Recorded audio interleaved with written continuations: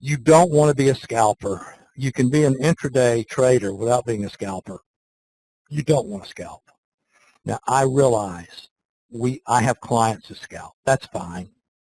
Over time, as you develop confidence in what you're doing, there's probably a time and a place to scalp. That's fine. I don't mean to be dogmatic in some of these things that I'm dead set against, but you need to start with the basic concepts. And once you have the basic concepts, if you want to scalp just for fun sometimes, knock yourself out. At least you'll understand it, and you will be a better scalper than the people that try to scalp for a living, because you don't have to depend on it to make a living. Developing your trade plan, there's just so much, both statistically and psychologically, the benefits of it, that it's one of the reasons that I talk about it constantly. Your trading costs are much less as a percentage of the trade sample size, and that's something that nobody ever bothers to mention. When you're scalping the ES for ticks, it's not just the commissions. Some guys, oh, well, I only pay, $2 a round turn. Yeah, but you're still paying the bid-ask spread. And if you're scalping, that's your real cost. And once again, one of the inherent benefits is that it helps you to develop naturally without trying to force it, in a grit your teeth, I've got to do this type of effort. You naturally evolve into letting your profits run and cutting your losses short. But you have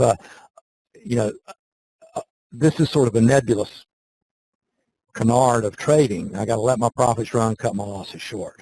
Well, how do I define that? Well, you know how to define it, logically, consistently, objectively.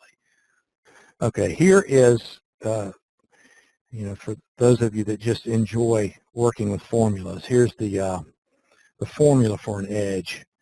And if you sit down and you take an example and you follow this, it's real simple. You will come up with the edge. So, but if you're having problems with this, if you don't understand it, I'm not going to do it tonight. Contact me and I'll call you and I'll walk you through it and explain it to you. But it's real simple.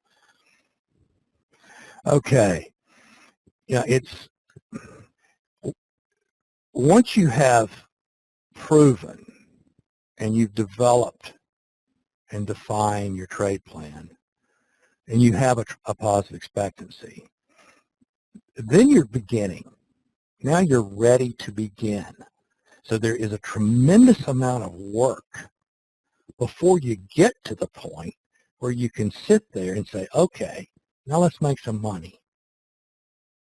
And then there's a whole nother, then you get into a whole nother equation. But don't try to confuse the two aspects of what we're trying to do here. If you're learning to trade or you're improving your trading, and as far as your trade plan is concerned, you're constantly tweaking a trade plan. That's one of the, it's the benefit plus the drawback of a discretionary model. You're always working on it. You're always tweaking it. You're always trying to make it better. But that's also one of the beauties of this profession. It's always fun. If it's ever not fun to trade, stop, because you won't be able to do it. I've told people to stop trading before. If trading makes you miserable, don't do it. Life's too short. This is one of these professions where you almost have to be eaten up with it to do well at it, but you've got to be careful about being rigorous in that. And so, for me, trading is not just a profession, it's an avocation. So the first thing we've got to do here is you've got to have a trade plan with a positive expectancy, and that develops over time. It's never a finite, complete product that you say, oh, I'm there, here it is, now I'm going to trade it. Well, once you do have that, then the next thing is learning how to trade that expectancy, that edge, most effectively. And that's where you get into some of the finer points, and that's beyond what we're going to cover tonight or in this course.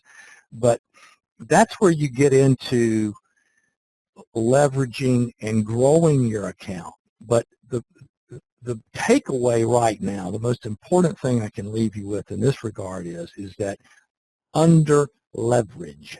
Right now, learn to trade. Prove you can trade. Trade small. You will be amazed at how much money you can make trading 2 or 3 or 4 contracts if you have an edge. You'll be amazed. And then once you've proven to yourself that you can do 2 contracts, then you can slowly begin to increase your size. But if you learn to trade just trading 2 contracts, you can do really, really well. And let me say this, 2 contracts in silver is not the same thing as 2 contracts in the Canadian dollar, okay? So be aware of the contracts you're trading. You don't want to be trading the Canadian dollar, silver, while you're learning to trade or you have a small account. You just don't want to do it. Or gold or crude, some of these things. Now, that said, and that's something else we're going to cover, there are ways to trade these richer contracts with mini contracts and in some cases micro contracts, and we will talk about that.